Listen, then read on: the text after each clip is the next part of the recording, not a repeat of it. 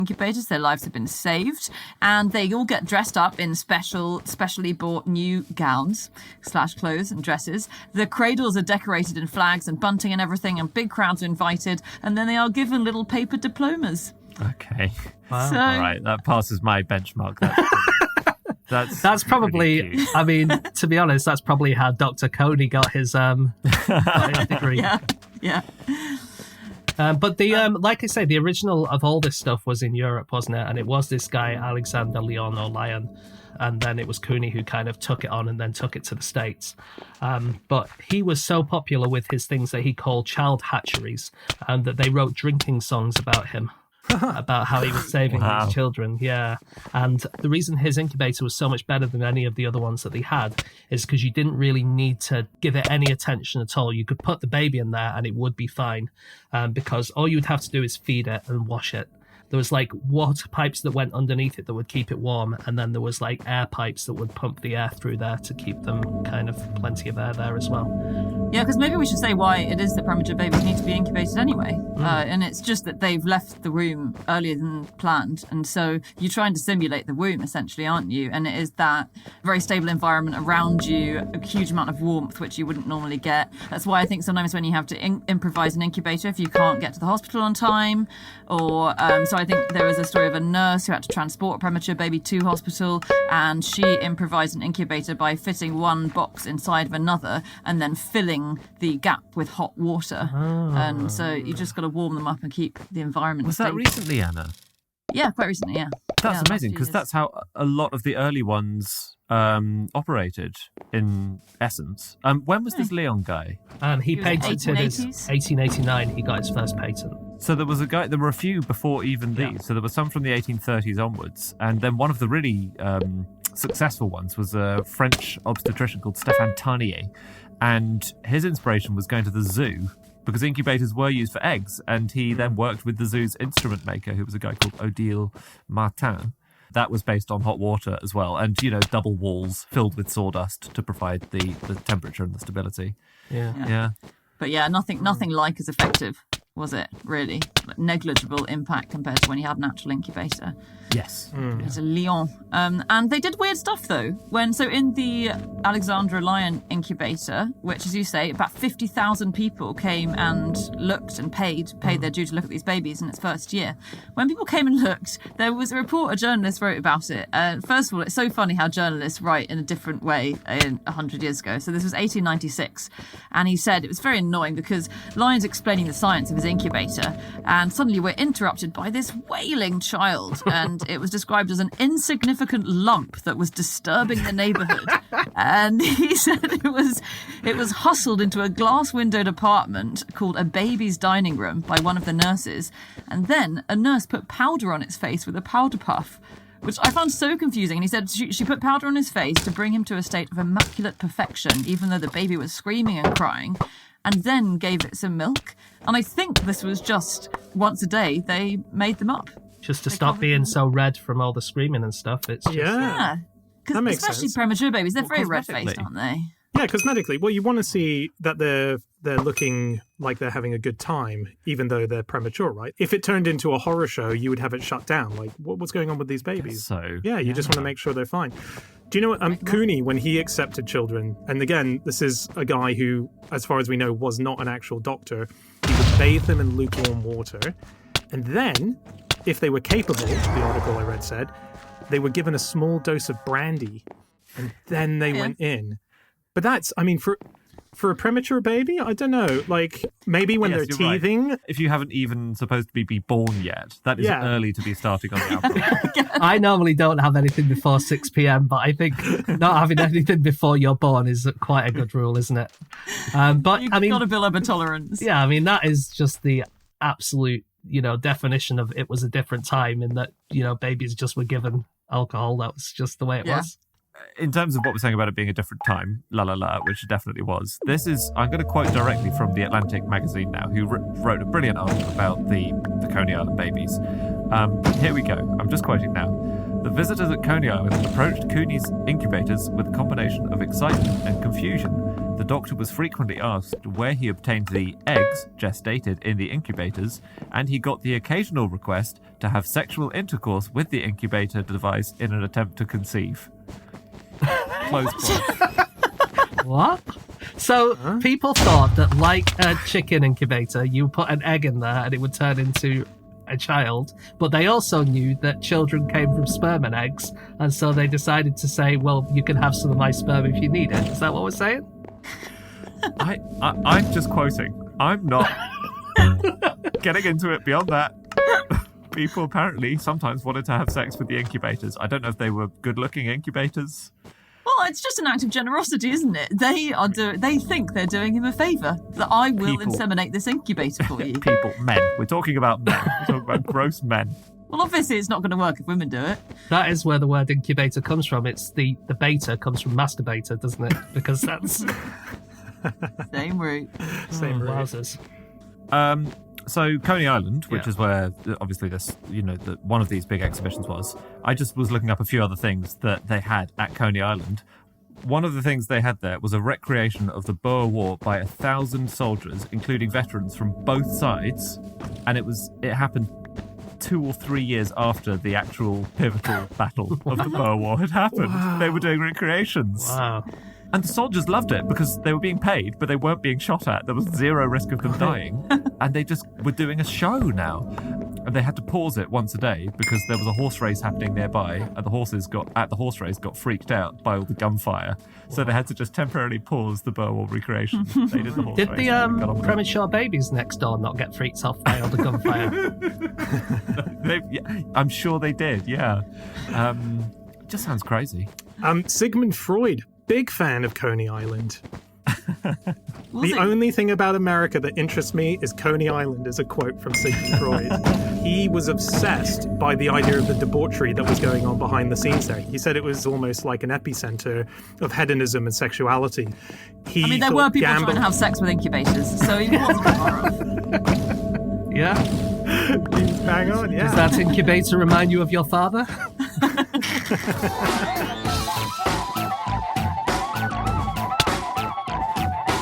Stop the podcast! Stop the podcast! Hello, everybody. This week we wanted to let you know we're sponsored by HelloFresh. Yes, HelloFresh. Now, you all know who HelloFresh are. They are the meal delivery service that gives you a box that is full of delicious ingredients, which you can just rustle up into some delicious food. That's right, and the ingredients are probably stuff that you don't work with at home. The recipes are things that you don't always come across, so it's such a good way to expand your repertoire if you're a budding chef and convince your friends that you are able to cook. Indeed, I was looking at the most popular recipes that they've ever had in HelloFresh.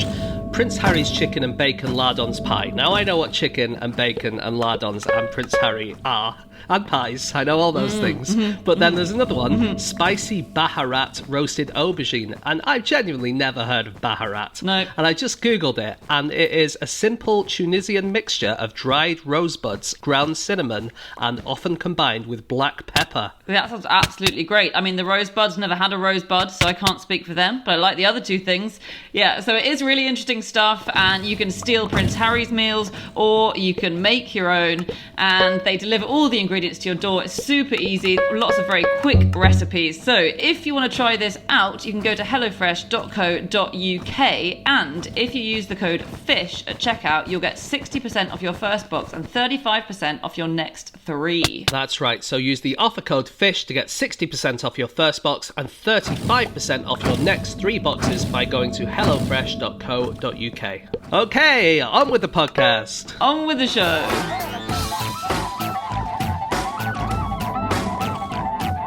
Okay, it is time for our final fact of the show, and that is Anna. My fact this week is that giving someone the finger has been an insult for 2,300 years. So old. And I just love that. I love that you could go back 2,300 years to Athens and stick your middle finger up and someone would be offended. It's a good tip, isn't it, if you're ever going back in time? It really Yeah. is, yeah. I think the first reference we have to it is from 4th century BC in Athens, and it's from Diogenes, who we've mentioned before, who was a big old character and philosopher. And it was recorded that someone in the crowd said to him, "Hey, where's Demosthenes? I love Demosthenes," as in famous orator Demosthenes. And Diogenes thought Demosthenes was shit. And so he said, "Oh, there goes that great demagogue," sarcastically, while gesturing with his middle finger at him. And it was given to understand in this report that was a very rude way to gesture. So it was sort of like a pointing thing. There's another theory behind it, is that he was saying, here is Demosthenes, and he's saying that he is my middle finger because my middle finger looks like a penis, and Demosthenes is a big old penis. Nice. Could have had a double meaning. I think, it was both. And it ran from there. So by the time you got to ancient Rome, it was digitus impudicus, or digitus impudicus, as they probably would have said, and as in literally indecent or unchaste finger, to mean, such a rude finger. That's another thing you can ask for in a phone box, can't you? Yeah. I'd like an unchaste finger. I love the time travel element, that it's sort of like, I'm so pissed off in the year 2021 about this play, I'm just going to go back and just give them the finger just to say, fuck you and your play. This is bullshit. And they'll get it. There's no translation issues. Yeah, it's perfect. It was mentioned in some plays. In Aristophanes, he wrote in his play Peace, he wrote about giving someone the finger, but he used the word eschimalison to mean sticking a finger up. And that comes from a word which means to shove a finger into a bird's anus. Huh. And that was the word that he used to mean to show the finger. Wouldn't have thought you needed a specific word. Why for have you got a word? Yeah. Well, why would you think, for instance, you might need to put your finger up a bird's anus? Cavity search. Nice, much. drug smugglers. Oh, Fair no, enough. not that. No, not that. Customs. No. Anything to declare, Mr. Pigeon? You're getting you We'll see wanted about a that. boiled egg for breakfast, and you're getting really impatient, and it hasn't laid yet, so you just go in there yourself. That's pretty much it, Anna. It is it. Apparently, this was a thing that people would do to check if a chicken was about to lay an egg. You would stick your finger into its cloaca to see if it was ready. And there was a word for it in Greek, and then that word became a word for an insult of giving someone the finger. So you know how we were saying that it's a penis gesture, that Yep. when Diogenes was using the gesture, he was saying this is a penis.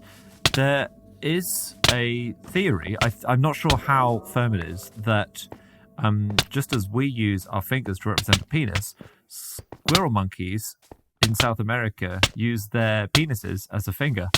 So they have these gestures with their erect penises to show dominance. This is Desmond Morris's theory, isn't it? Yeah. He's done a lot of work Yeah. on this, who claimed the comparison. But it makes kind of sense. They do it as sort of go away to rivals, I Okay, think. so use they their don't- penile erection. They don't point directions with their penises, or if they're playing cricket, they don't say someone's out by sticking their penis in the air. Yeah. I don't even think they can play cricket. It's a sad truth.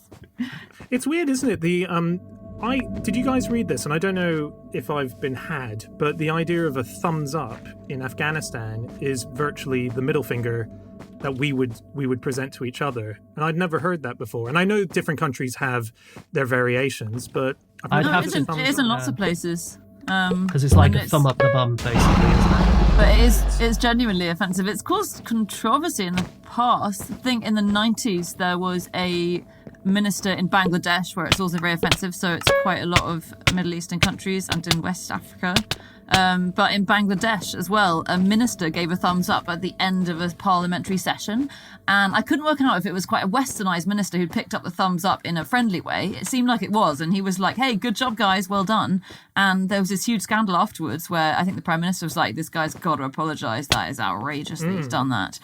So, yeah. Which it is interesting when you consider that the top sort of, let's say the president of the United States, Prime Minister of UK, that is the preferred hand signal in a photo, but they know that that is like effectively sending a message to countries we're in trouble with, let's say. There's a thing that's always mentioned, which is that Richard Nixon once made a similar mistake when he stepped off a plane in South America. This is when he was vice president in the 50s, and he did the sign for like AOK, where you put your thumb and your forefinger together in a circle. It's like, AOK, that's okay. So he stepped off a plane and he did that, and in South America, that is very bad. It's got scatological implications and is insulting.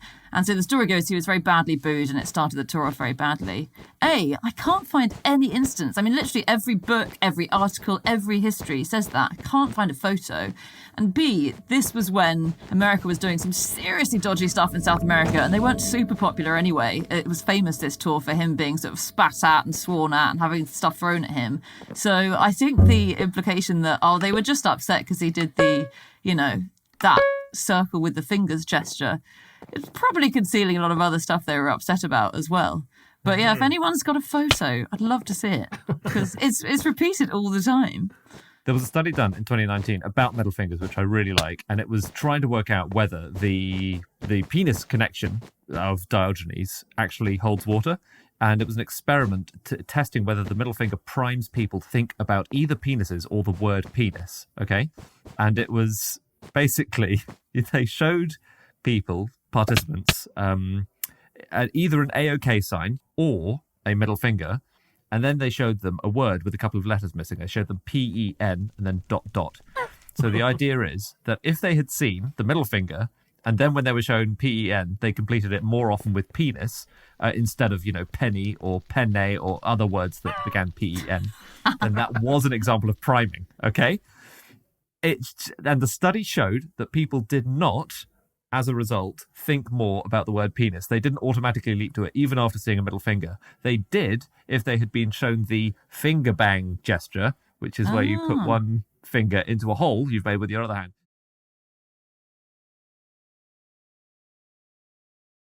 That did prime people to complete with the word penis. So that makes people think of penis. The other thing does not. That's really interesting, because I would have thought that if you give people the letters PEN blank blank, 100% of people would just write penis every single time, no matter what else is happening in the room. Don't know what you're talking about. Yeah. First thing I thought was penultimate, okay? And then penurious.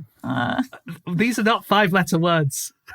Oh, does it have to be 5 letters? Yes. Oh. I would say that not only would I write the word penis, the I would look quite a lot like a penis. Yeah, and then how can you write the word more penis once you've seen the middle finger? That's the thing. How can you really emphasize? You can underline it lots of times. Like, I'm really thinking about this now. Another gesture which I hadn't heard of, and this is, I think, maybe it's a Middle Eastern thing, is the 5 fathers gesture. I don't think we've discussed this before. Basically, you bunch together 5 fingers on one hand, and then you touch them with one finger of the other hand, okay? And what the implication there, it's incredibly obscene. The implication there is that your mother had so many suitors that it's hard to know who your father is. That's what is happening when you do that. That's This young man who